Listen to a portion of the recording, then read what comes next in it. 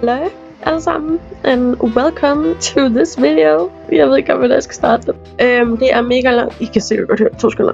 Det er mega lang tid siden, jeg har lavet en vlog, ikke en mini-vlog. Det er det hedder. Det er det, jeg plejer at kalde det på TikTok. Og det er bare sådan, jeg er bare vant til at kalde det. Men den her er 8 minutter lang, eller noget i den stil, så jeg kan ikke kalde det en mini-vlog længere. Jeg tænkte, at jeg ville poste på YouTube for en gang skyld, efter 2 år eller sådan noget.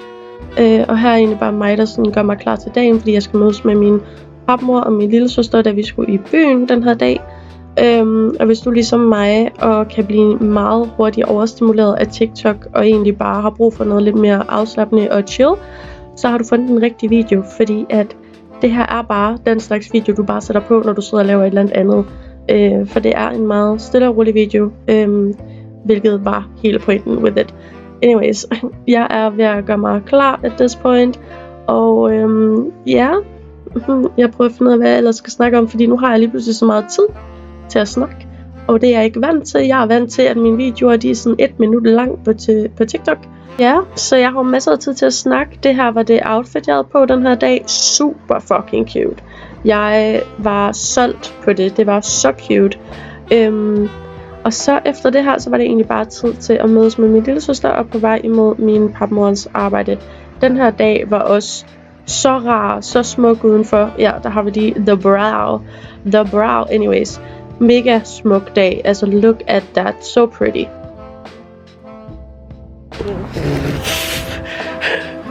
Jeg fik et dyr i munden.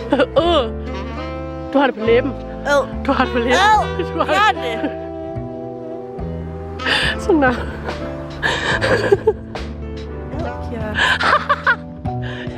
Hvorfor kigger du på mig, som om det var min skyld? Som I så kan se, så fik Sam lige en masse af sådan nogle mygfluer i munden. I don't know what the fuck it was, men det var rimelig sjovt. Og jeg ved ikke, om jeg fik forklaret det her i starten, men sådan, by the way, jeg har lavet de der negle. Super fucking cute. Men jeg laver voiceover på min computer. You heard that right, min computer, fordi jeg ved ikke, jeg kan ikke finde en anden løsning lige nu. So I'm so sorry, hvis kvaliteten er lort. I'm so sorry. Skal vi ikke lige en lavkage i huset? En lavkage i huset. Hvad skal vi? Jeg have en iskaffe. Jeg har cravet den hele dagen. Vi giver iskaffe til alle. Ej, det er ikke penge til. Så mange penge har jeg ikke. Jeg er rimelig broke. I am a broke ass bitch. I don't have any money. Anyways, vi kom ind i sådan en form for genbrugsbutik, der er åbnet nede i Randers, hvor du egentlig bare kan leje en stand, og så sælger du dit tøj. Jeg knækkede en negl, mens vi kiggede ud. Det var fucking irriterende.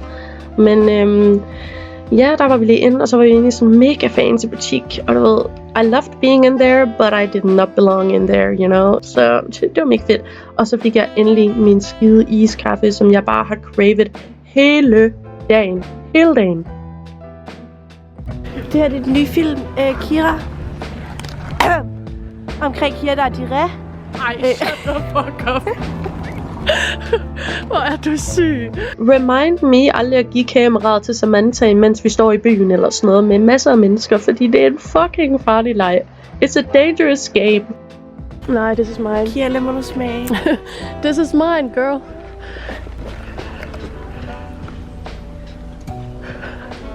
Den er god. I know. Stop.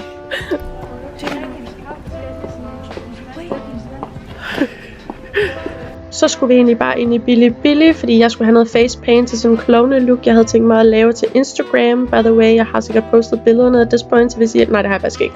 Men hvis I ellers følger mig på Instagram, så kan I gøre det lige her, den står på skærmen. Og vi skulle lige have nogle ting til Sams kostume, så nu skulle jeg på til en fest.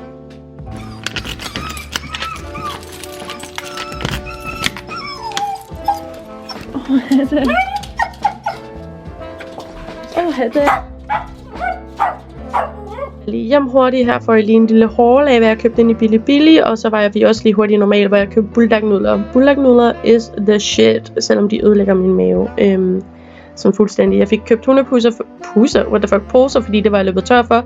Det der maling, lort. I couldn't even use it. Og fake blod, fordi du ved aldrig, hvornår du får brug for fake blod. Red Bull, of course. Og så skulle jeg egentlig bare ud af døren igen. Hey. Hvad laver du? i dag? Jeg var nemlig blevet inviteret med ud at spise med min far, min papmor og min lille søster. Vi skulle på sådan et nyt pizzeria-sted i Aarhus. Og det smagte mega godt. Jeg glæder mig til at vise jer, hvad vi fik, fordi det var virkelig, virkelig lækkert. Og så kom der et klip her, hvor Silja hun spørger mig, hvad for noget fodtøj jeg har på, som I kan høre lige om lidt. Kondi sko. Spurgte hun lige, hvad jeg havde på af fodtøj? Du har taget det forkerte fodtøj. I år der havde du ingen kondi sko, så er du. Nej, men jeg kan ikke lide dem her. Følg mig på Instagram, Samantha Østergaards, eller OE Størgaards, med sæt til sidst. Hvor jeg ikke havde. Jeg er Kias yndlings søster. Ja. Du skal ikke gøre noget. Vi begyndte sådan at falde lidt bagved, så Silvia hun var sådan, kom så, fordi at hun havde bestilt en reservation, fucking no. Men vi kom derhen, og så begyndte vi egentlig bare at bestille. Vi bestilte også forret, og det var, altså vi var virkelig excited. Her har vi lige Sam helt op i smasken af kameraet. Det her er djævlen i sig selv. Er der noget, jeg misforstår det nu? Jeg skal betale for en billet i morgen, og vi skal købe 6. Det her er englen i sig selv. Den fedeste kvinde i hele verden. Så sad vi egentlig bare og ventede på vores mad. Vi tog lige kameraet frem, så der var masser af content for you guys. Men da maden endelig kom, så kom det her brød, vi havde bestilt, eller jeg havde bestilt med ost på og sådan noget. Det der brød, det var så luftigt, og det var så lækkert. Altså, og jeg elsker bare sådan noget ostebrød. Det er best thing in the world. Og så kom min pizza, og den der bund til pizzaen, delicious. Det var bare oste-heaven for me. Jeg er en rigtig ostegirl. I love my fucking cheese. Status for livet er lige nu, eller for vloggen mener jeg, at vi er færdige med at spise. Så jeg snakker lige med hendes boyfriend, Christian. Vil I godt sige hej til vloggen? Hvem er Lotte? Jeg sagde vloggen. Nå. Skal det ikke Lotte? Da vi så var færdige, så ville de andre gerne have is, så vi gik på isjagt for at finde noget, men vi fandt desværre ikke noget, så vi endte med at gå hen til bilen, og så kørte vi på Mækken for at få is. Hvorfor skal du altid kigge på mig på den der måde?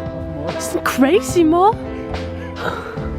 Du gør det hele tiden. Du gjorde det også, imens vi sad og spiste. Så var der en eller anden derude efter dig. Så var det egentlig bare på vej hjem af, og det her var egentlig bare den her lille vlog for you guys, og jeg håber, I kunne lide den. Jeg var meget træt at this point, og egentlig bare klar til at hoppe i seng, men vi ses egentlig bare i min næste video. Hej!